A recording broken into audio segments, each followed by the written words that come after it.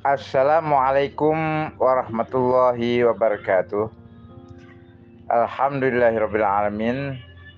Wassalatu wassalamu ala ashrafil anbiya wal mursalin wa ala alihi tayyibin tahirin al-immati wal mahdin wassalim tasliman katsira.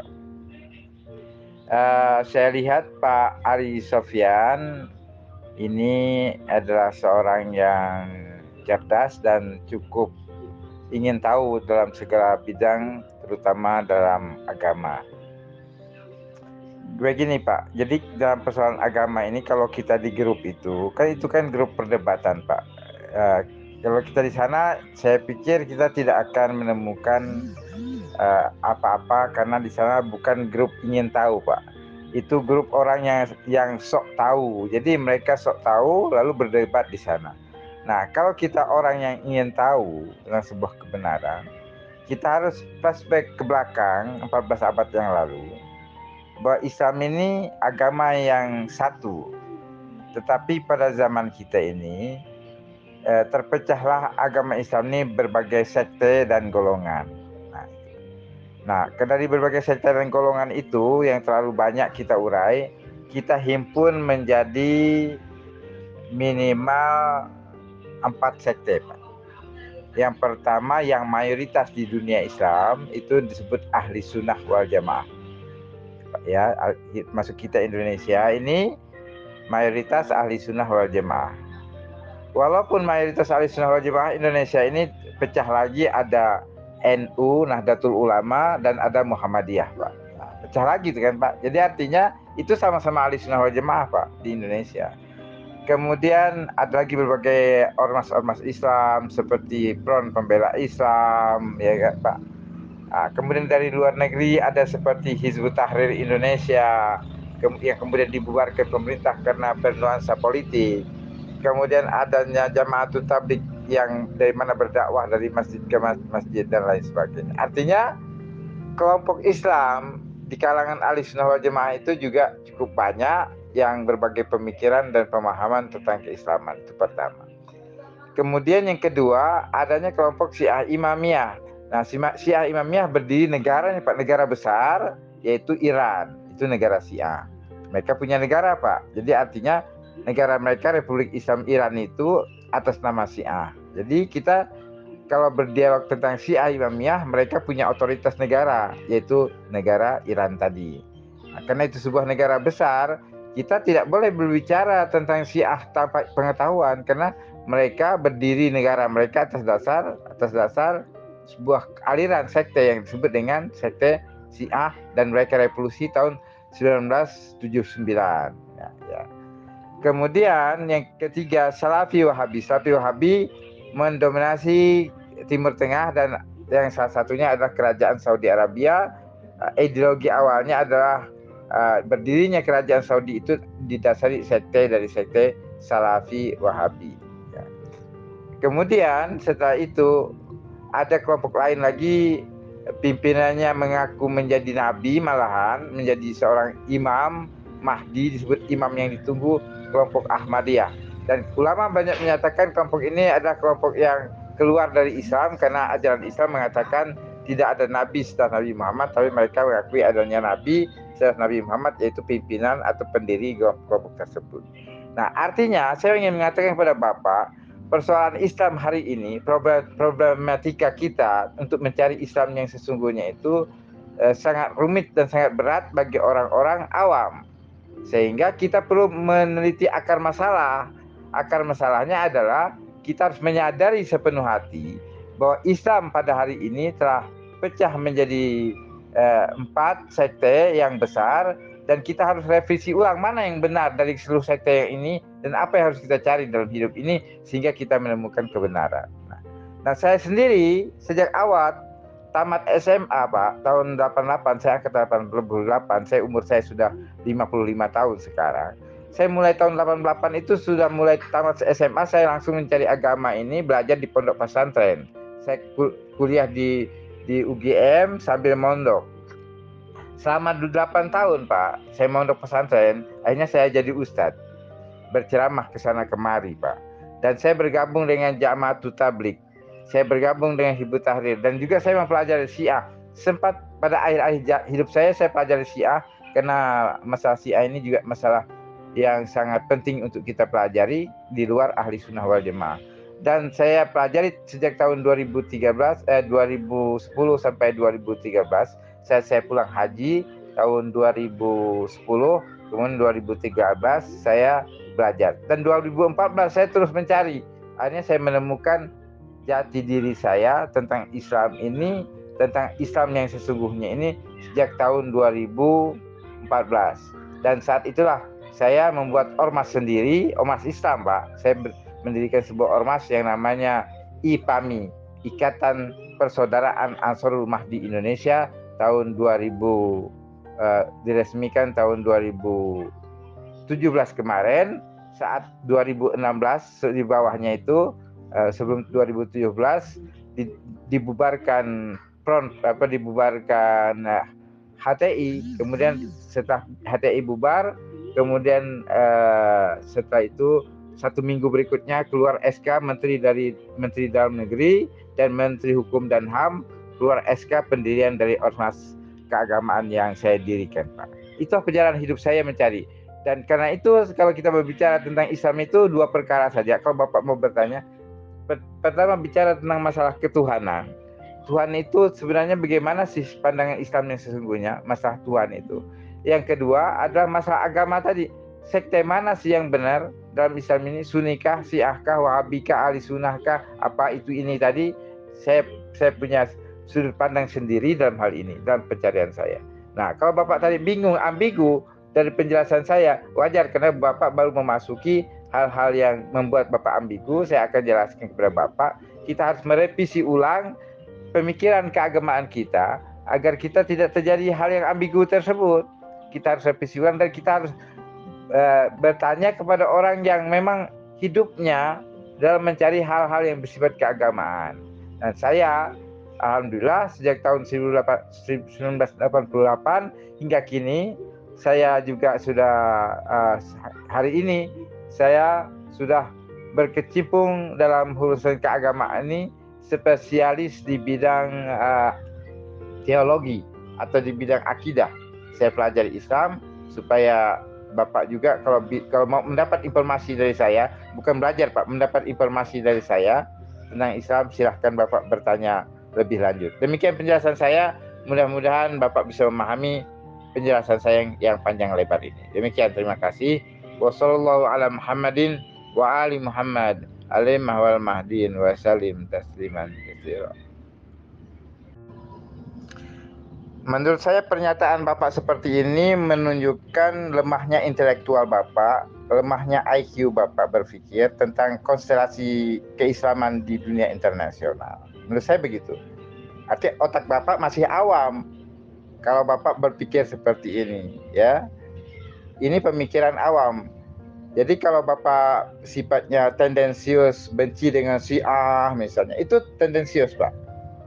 Ya, saya bilang tendensius. Kita harus sebagai seorang yang Bapak itu pandai bahasa Inggris, intelektual, seharusnya tidak seperti itu, ya kan? Kalau Bapak itu seorang intelektual, pandai bahasa Inggris, bahasa internasional, seharusnya cara berpikirnya tidak seperti itu. Kalau Bapak tendensius terhadap Syiah, saya pikir Bapak kembali ke orang awam, jadi orang bodoh, Pak. Itu saya pikir. Jadi Bapak harus merevisi cara berpikir Bapak sebelum mengeluarkan hal-hal yang bersifat tendensius terhadap sekterian seperti yang Bapak ungkapkan ini. Demikian, Pak. Indonesia ini, Iran punya duta besar, Pak. Punya duta besar, kantor kedubes Iran punya, ya kan? Mereka artinya legal formal. Syiah itu ada di Indonesia, ada namanya kedutaan besar Iran di Indonesia. 1. Kedua, Iran punya ormas besar juga, yaitu ABI, Ahlul Bait Indonesia, dan Ijabi di Bandung. Nah, kalau kita bicara tentang menendang sebuah ormas besar yang punya kedutaan besar ditendang dari Indonesia, itu perkataan orang awam, Pak. Perkataan orang awam sekali lagi. Ya, kenapa? Mereka bisa di Indonesia itu legal formal secara politik. Mereka diresmikan, terus kita tendang. Apa yang mau kita tendang, Pak? Karena berarti ucapan kita itu ucapan awam, Pak, tidak realistis. Itu loh. Kenapa? Karena mereka punya legal formal di Indonesia, Pak. Gitu loh. Nah, artinya kita harus berbicara realistis, politis, dan intelektual, Pak. Berbicara segala sesuatu itu, Pak. Rugi, Pak, kalau Bapak ngerti bahasa Inggris, ternyata Bapak dianggap awam oleh orang-orang pandai, Pak. Kasihan kan, Bapak? Kasihan. Kalau saya meneliti itu, Pak, melalui buku-buku dan kitab-kitab agama, tidak melalui video-video. Kalau Bapak meneliti keagamaan melalui video-video, di sana penuh hoak, baik di dunia politik maupun keagamaan, Pak. Kalau kita melihat jejak digital tentang agama dan politik, itu banyak hoak kan? Banyak hoak. Jadi kalau Bapak berusaha untuk memahami konstelasi keagamaan melalui berita-berita YouTube dan sebagainya, itu kesasar, Pak.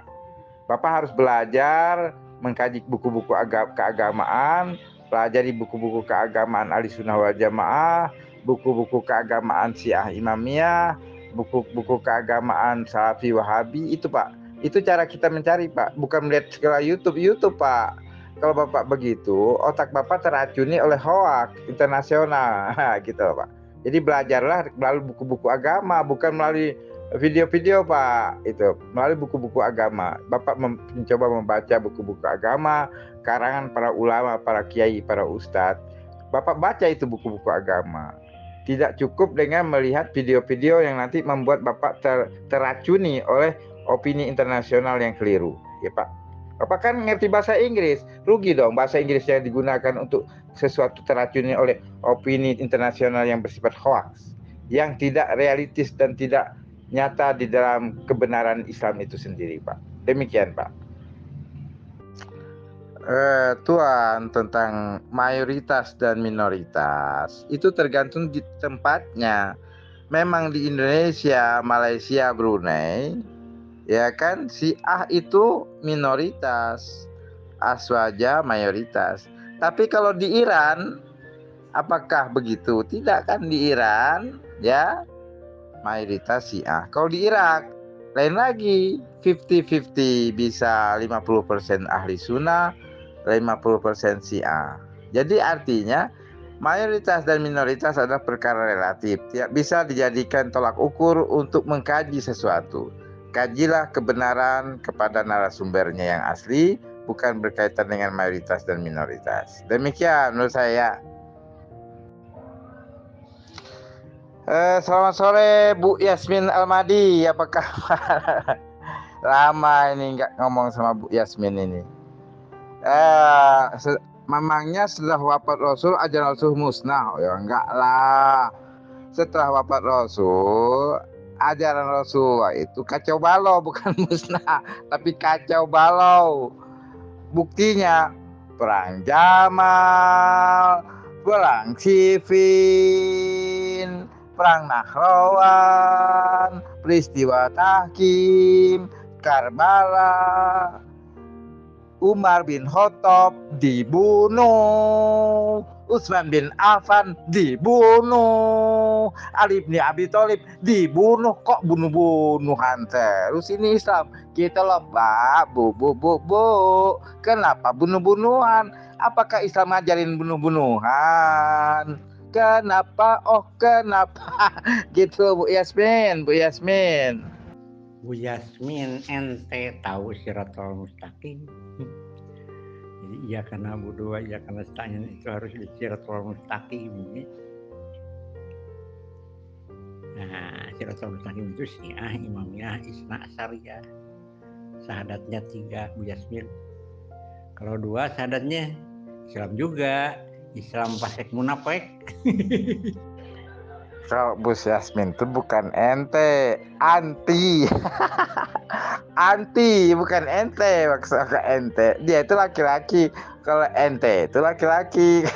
Kalau cewek itu anti. Anti Syiah. Apa juga semua. Bu Yasmin itu Anas, Aliansi Nasional Anti Syiah. Postingannya gitu. Abah Unang. Dia itu kan punya wali nikah. sedikit-sedikit wali. Wali itu kalau siapa tidak berwilayah dengan waliullah, dia akan berwali dengan wali setan. Bu Yasmin tahu enggak?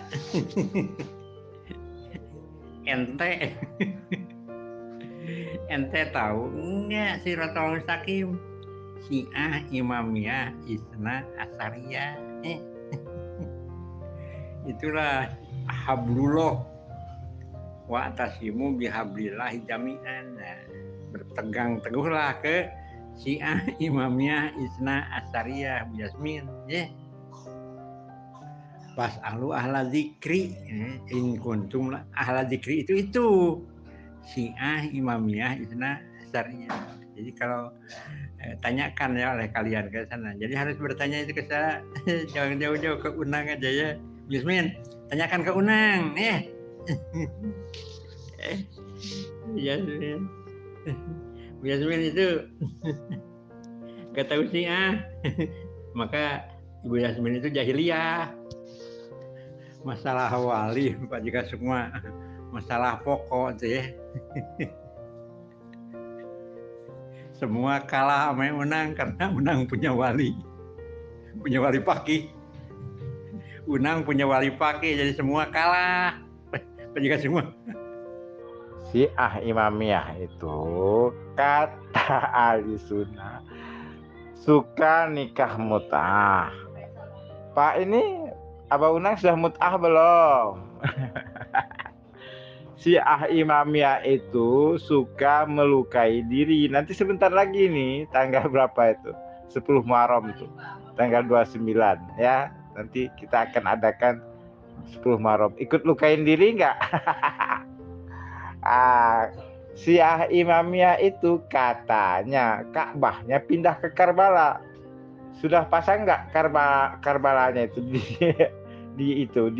apa? Ka'bahnya itu di mana itu di Karbala itu loh. Karena naik hajinya udah pindah. Tapi salut saya, di Karbala itu jumlah orang ngumpul itu 35 juta. Sedangkan orang naik haji hanya 8 juta, berapa kali lipat itu?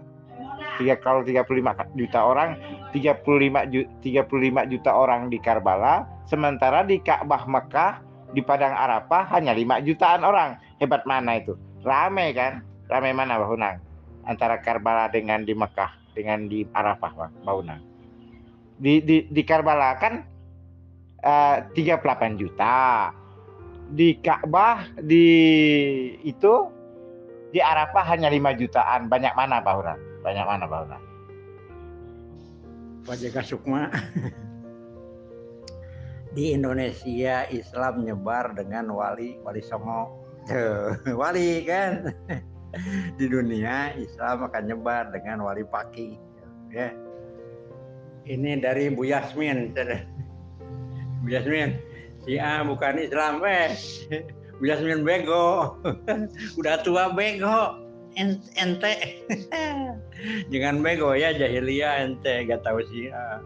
Syiah bukan Islam. Islam yang ori itu Syiah, Imamiyah, Isna, Asariyah. Yang lain bukan ori seperti NU, Persis, Aswaja, Ahmadiyah, nanti Yamani. Bukan ori, ya bukan. Itu mah bid'ah. Bid'ah itu dolalah pinar. Yasmin, ya. Harus tahu. Bego ente mah, Bu Yasmin. Jahiliyah ente. Sorry, ente Islam bukan. Kalau Islam harus punya Quran, ya. Baca Al-Maidah 55 itu. Walinya ada 3 macam wali, ada 1 Allah, 2 Rasul, 3 mukmin. Jadi syaratnya harus 3 ya. Kalau syaratnya 2, ya Islam juga. Islam fasik munafik. Buya jangan 2 kali nyebutnya, Buya jangan 2 kali nyebut. Aduh. seperti aki. Buya, ajengan, harus punya walinya, Buya, harus punya wali. Tahu wali? Islam nyebar di Indonesia oleh wali, Wali Songo. Nah, Islam di dunia akan nyebar gitu, oleh wali Pakih. Lawan dari kadrun itu kan kampret. Ya kan, kampret itu apa? Kampret itu kalong tuh loh, kalong. Yang kepalanya ke bawah, kakinya ke atas kan, itu kan kampret. Nah, cebong itu namanya katak buta, anak katak yang buta di dalam selokan kan, gitu lah. Nah, kemudian sekarang ini sudah eranya bukan era cebong sama kampret. Era sekarang namanya kadrun. Kadrun itu kadal gurun loh, kadal gurun. Ya, artinya kadal. Nah, dan yang satunya itu capit, cacing pita, itulah. Nah, jadi kalau Anda anti kadrun, jadi cacing pita. Kalau Anda anti kampret, Anda jadi cebong. Contohnya Pak Ahmad Sunarto. Ahmad Sunarto kan orang Jakarta. Jadi supir kan di Jakarta. Jadi supir di Jakarta, itu kan presidennya dulu kan Anies Baswedan. Karena jadi supir itu kalangan menengah ke bawah kan, tertekan oleh rezimnya Pak itu Anies Baswedan, makanya agaknya anti Anies Baswedan. Kenapa? Anti orang-orang agamis yang keren-keren kayak FPI kan keren tuh. Coba kalau misalnya kayak bilang keren, Pak Ahmad Sunarto datang ke Bandaran Udara misalnya, Bandaran Udara Jakarta, apa ada orang nyambut Pak Ahmad Sunarto? Ada nggak orang nyambut?